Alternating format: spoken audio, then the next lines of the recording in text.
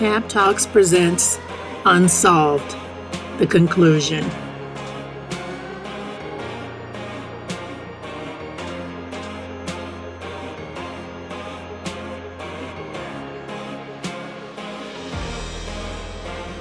Crop circles. And look at the pattern of the plants being swirled around, which creates this pattern as seen from above. And here again. So a lot of the artistry has to do with not only where the plants are bent, but how they're bent, what direction they're bent, so that when seen from above, it will shimmer in certain ways. Speaking of what happens from above, this thing that looks like a cone, a conical shaped cloud, appeared right above this formation. This is clearly the representation of an eclipse. As you progress from right to left, there it is, the total eclipse right there. Remember the pictograms from 1990? Look at that one. Huge. Just keeps going and going. So you can see how in the course of 9 years, how things have progressed in terms of complexity and size. And this name, Lucy Pringle, she takes photographs from above and she puts them on her website. You can look for her, you can easily find her website, Lucy Pringle. She also gives tours every year. You can sign up for one this year if you like. You know, predictably, I mean, she has confidence that she'll have crop circles to take you to because they happen every year, right? You're seeing how predictable it is. And what happened to her was she had a tennis injury that had been bothering her for quite some time and hadn't been resolved, hadn't figured out a medical solution to it. She went inside a crop circle, and after she left, she'd never felt that symptom again. She was completely fine. Yeah, this ache in her arm or whatever pain it was that she had, completely gone. So she took a strong interest in finding out what does happen to people who go into crop circles. And not just people, but other effects. You know, for animals, for example, animal behavior. Dogs will bark in a panic, or cows will moo before a formation happens. They know that something is about to happen that's totally out of the ordinary. Animals, as you're well aware, often are more sensitive to certain things than we are. Sometimes birds will fly overhead, but rather than fly directly over the crop formation, the flock will part and then rejoin after they've passed the crop formation. They don't want to be above the airspace of a crop formation for some reason. Mechanical failures. A truck has sometimes can just, there was one time when a truck approached a formation and it just stalled out. It couldn't continue through. Often there is a power outage the night of a crop formation. And the audio effect mentioned there, sometimes there's a trilling sound that can be after the fact. You know, people who come to the formation to see it, they hear a trilling. It's almost as if the trilling sound is following them. So there are a lot of special effects, I guess you could say, for these formations. Here are some of the effects that Lucy has documented. Here, these effects are all quite unpleasant, and except until you get to the bottom here, feelings of peace, love and light, and a sense of presence are also, and it seems to be, and I'd love to ask Lucy this question, are you more likely to have the positive feelings if the formation has mellowed somewhat? You know, and if you go in right after it happens, are you more likely to have the negative sensations? I don't know what's happening there. This is her advice. Don't visit one of these formations if you're pregnant or thinking of becoming pregnant. Don't visit if you have a pacemaker, because it might throw that off. And don't bring your credit cards with you. They often get wiped. And it's documented that very many times when you go inside a formation, anything digital, whether it's a watch, a cell phone, a camera, all these things that are digital, they stop working. The battery drains, even if it's been recently charged. The battery drains mysteriously. You leave the formation and it's working fine. You go back in the formation, it doesn't work again. What is going on here? Is it only a certain time of year that takes place? I don't know the answer to that question. Time? Well, the crop formations themselves. We have now begun a crop season, a crop circle season. There were 4 in April already, and they always start with fairly simple formations, and then they get bigger as the season goes on. So we have just begun a crop circle season. If you go to cropcircleconnector.com and select at the top of the left column, latest circles, then you can see what's happening. You can see people's ideas, comments about every, a whole series of photographs. Sometimes you'll see close-up photographs from the ground, comments, articles. What are people thinking about this one? So Crop Circle Connector is the place to go if you want to be up to date about what's happening in 2017. But if you want to see past formations, and I can't possibly show them all to you, of course, in this time, either go to Lucy Pringle's website, she has galleries of photos, or you can go to Steve Alexander's website, Temporary Temples. Temporary temples, because after all, these are temporary. These are plants that are going to die at the end of the year if they're not harvested, because they're annuals, right? All those plants, wheat, corn, those plants die. So that's why they're temporary. The next year, it's a clean slate, isn't it? And farmers grow their crops again. Do you have a list of resources for that? Well, maybe I'll write them down. If you go to my website, johnroot.net, and select Majesty and Mystery Crop Circles, and then select the handout, you can download it that way. So are these happening in England, or are they happening here? They do happen all over the world, but southern England is always the epicenter. It's always the best place in the world, many more than elsewhere. They're bigger in general. They're bigger, they're more elaborate. Okay, many people experience dramatic life changes after going into a crop circle, rather like those who have a near-death experience. I've read many books about near-death experiences. It's a fascinating topic to me, and I think there's a lot to be learned from people who have experienced, who have actually been on the other side, which I believe is the case.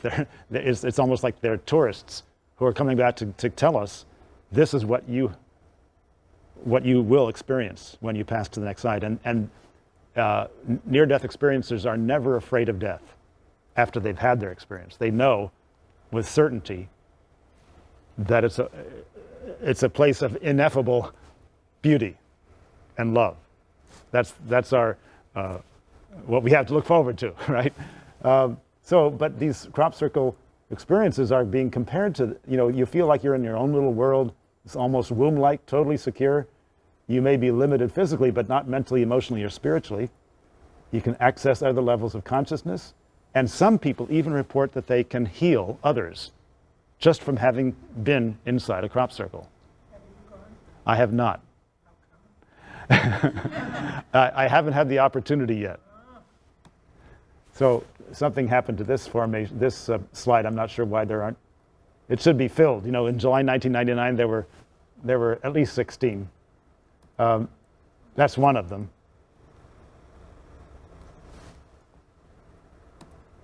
A beam of light was filmed prior to the crop circle at that site.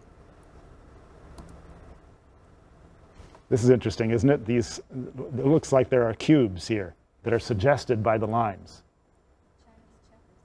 Yeah, Chinese checkers, right? Yeah. Yeah, honeycomb, yeah. Here's Silbury Hill again with another beautiful formation right across from Silbury Hill.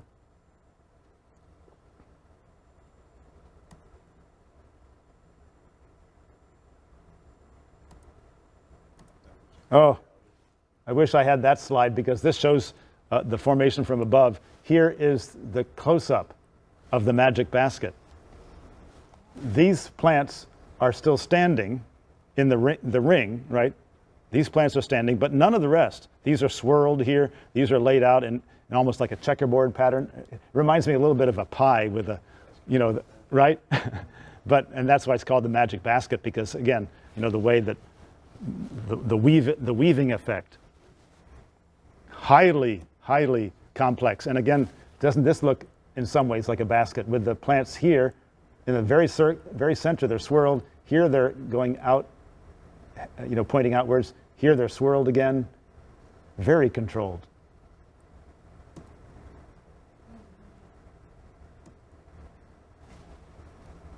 I want you to appreciate the humor of this one, where you have 6 5-pointed stars, and this one is a little bit different, isn't it?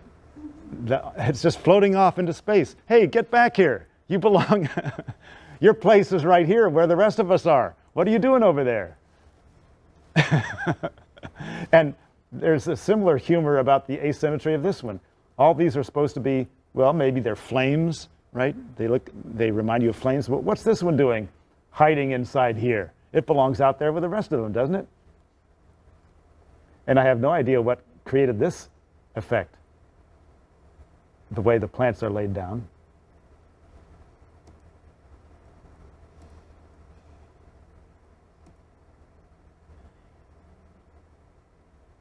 Do you remember in science class where you could put the filings, iron filings on top of a piece of paper and have the magnet underneath the piece of paper, and how the filings will arrange into this pattern, a pattern of interference?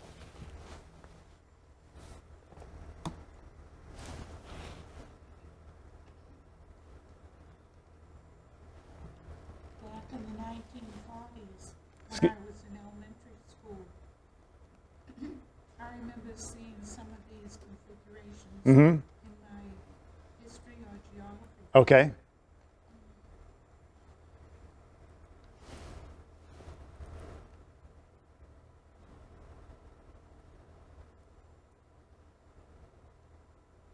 This one is called the angel. And how can it be that a poppy, and there were several of these poppies, red poppies, standing proud and tall with all of the crop surrounding them down? Well, the crop had been laid flat, had been bent by the crop circle making energy. So suddenly, in the middle of the night, all these crops are pushed to the ground, they're bent, but the poppies totally unaffected. Totally unaffected.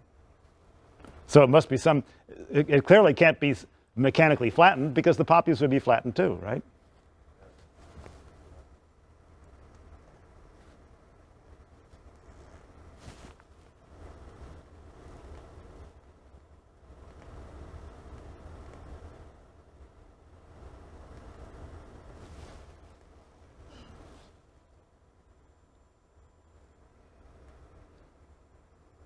Wow. Words fail me.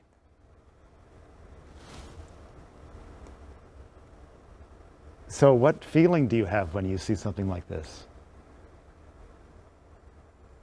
A feeling of awe? A feeling of that you're looking at something sacred, aren't you? Isn't that sacred? I mean, to even conceive of a design like that is such an inspiration. Even to conceive of it.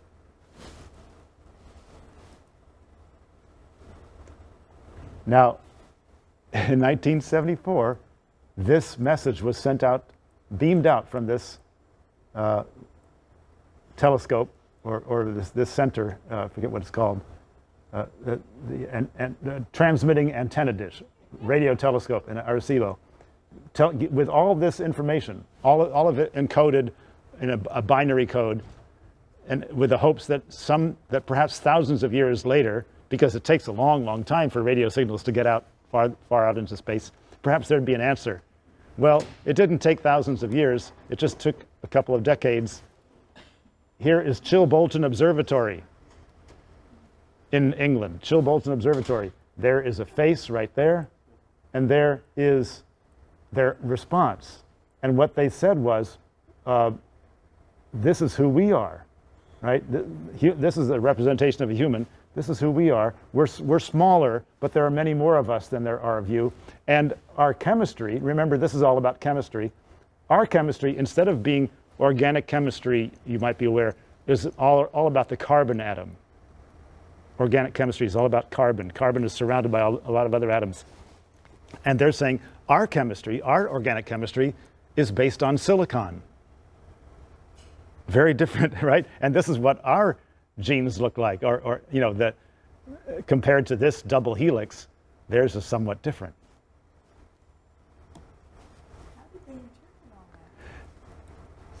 they were using this, they interpreted it using the same code that was used to make this one, because it's known how this, how this was represented.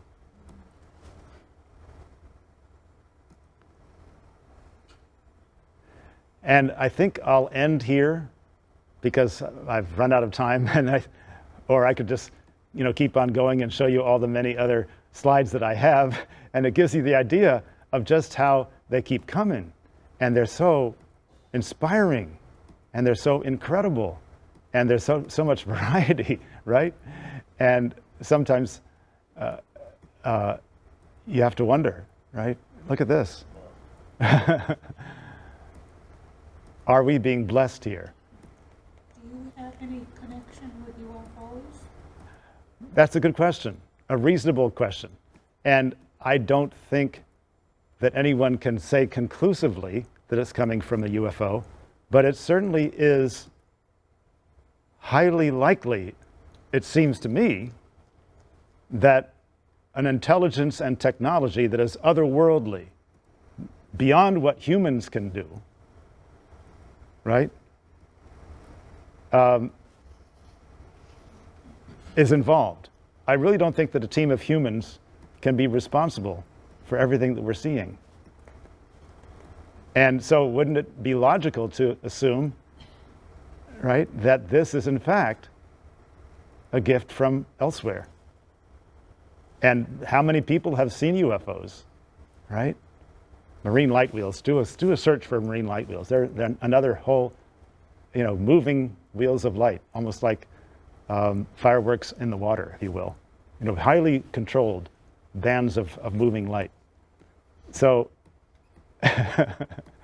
you can see there are a lot of slides in this presentation. It's hard for me to stop when I make these. No More War was encoded in Morse code in the field, the 70th anniversary of D-Day.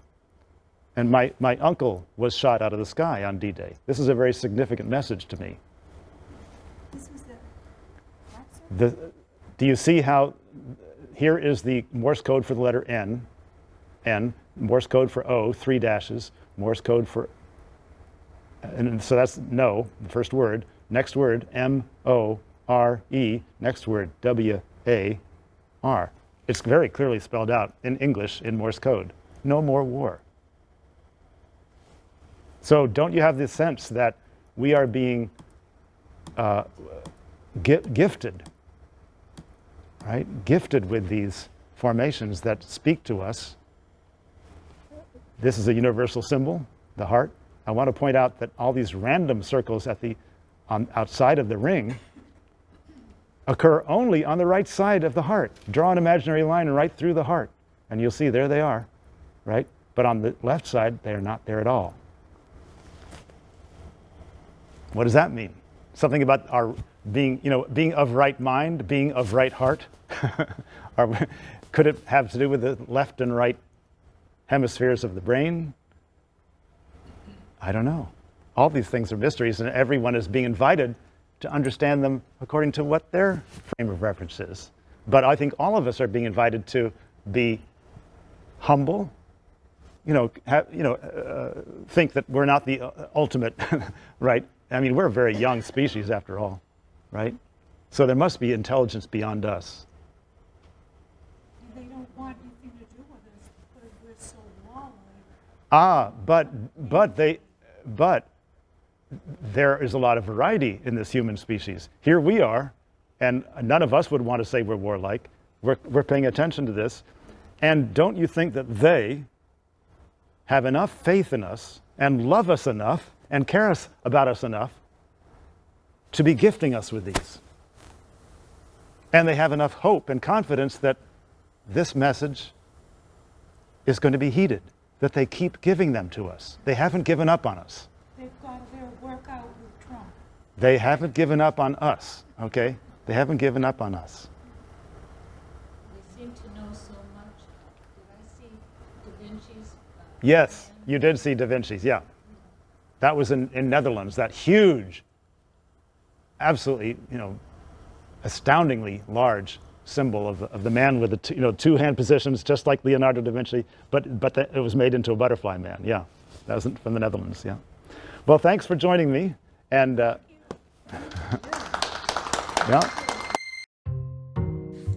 The Voice of an Angel. In March of 2015, at approximately 10 p.m., 25-year-old Jennifer Grobeck left her parents' home to drive from Salem, Utah to Springfield, Utah. During the commute, Jennifer lost control of her car and landed in the icy Spanish Fork River in Utah. Jennifer was not alone in the car. Her 18-month-old daughter, Lily, was also in the car, secured in her car seat. At approximately noon the next day, a fisherman noted the crash scene and notified authorities. It had been 14 hours since the accident.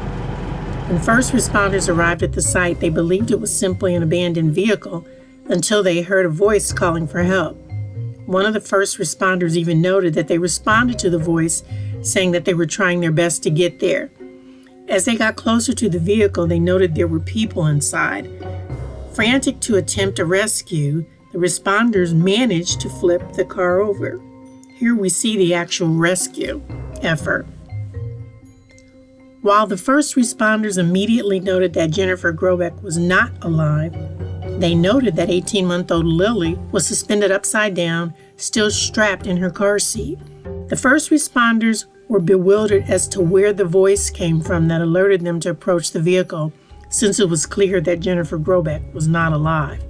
The coroner also later confirmed that Ms. Grobeck died upon impact, so who called them for help? And how did 18-month-old Lily survive in those freezing temperatures for over 14 hours in conditions that required the first responders to be treated for hypothermia? Nazi war treasures. During World War II, Nazi soldiers pillaged communities, robbing them of rare artifacts from homes, private collections, and museums. These actions were taken to showcase these treasures in a museum proposed by Adolf Hitler. As the Nazis fled Europe after their defeat in World War II, it was reported that 4 Nazi soldiers buried gold and jewels in the middle of nowhere. It's believed some of these stolen artifacts are buried in the Netherlands. The Netherlands was a primary location of battle during World War II, and it's believed that Nazi soldiers used that location to stash the stolen property. It's estimated that these lost treasures may be worth billions. Apparently, a map has surfaced that was secretly maintained for 75 years, showing the location of these buried treasures. So how did the Dutch officials obtain this map? Reportedly from a German soldier. Since 1947, they've been trying to locate the treasure themselves, but were repeatedly unsuccessful. There have also been amateur diggers trying to find this hidden treasure. The Wright brothers patent.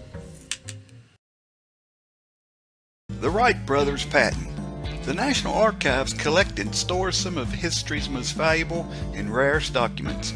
As one could imagine, security is very tight in the most important historical storehouses in the world, but this doesn't stop thieves from ripping off some of the most priceless pieces. The patent papers that describe in detail Wilbur and Orville Wright's concept for their famous flying machine were stolen by an unknown crook without anyone even noticing. And it wasn't until 2003 that anyone even discovered that the papers were missing.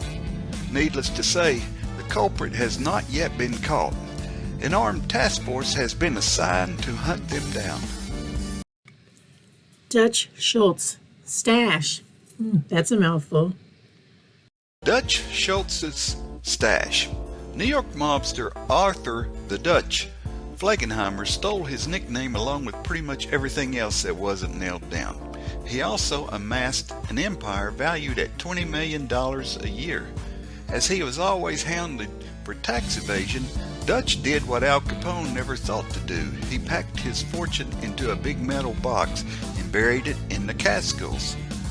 Planning to retrieve his hidden fortune after things cooled down, and well aware that when mobsters went to prison they usually lost their empires while locked up, Dutch kept the location of his fortune a secret from everyone. Later, he was gunned down like all mobsters are eventually. To this day, Dutch's huge fortune is still hidden in the Catskills and has never been recovered. Strange photos. Very strange photos. In almost 200 years of photography, there have been some really mind-boggling photos that have been captured. Let's share some of those. 200 years ago, people in the United States reported enormous birds. And according to this story, this bird was shot down by soldiers during the American Civil War. The creatures are said to have lizard-like features, which is similar to the extinct pterosaur.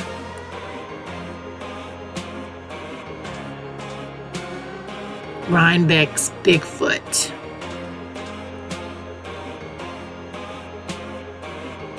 These photos were apparently taken in Rhinebeck, New York in 2009. Apparently, individuals said that the figures were 8 and 9 feet tall, and here you have these various photos from sightings all across the world.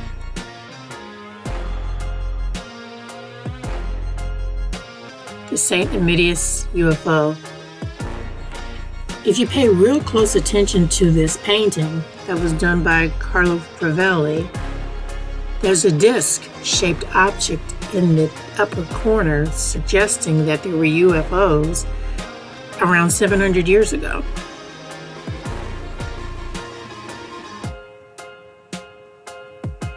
The time-traveling hipster. This photo was taken in Canada in 1941, but notice this gentleman in the photo. He's obviously dressed modern day, and look at the camera in his hand. Those weren't invented then.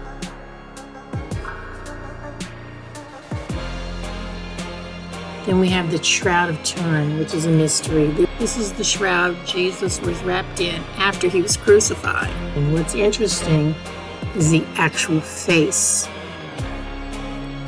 And how did that face come to be on the shroud?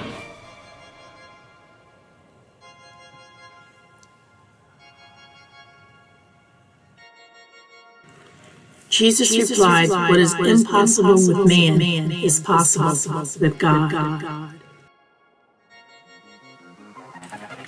The falling body. This one's really creepy. The falling body. You can see this family was taking a photo in their home in Texas, and when they actually sat down and took the photo together, when they looked at the actual photo after it was developed, there seems to be this other image in there, and that is still an unsolved mystery today.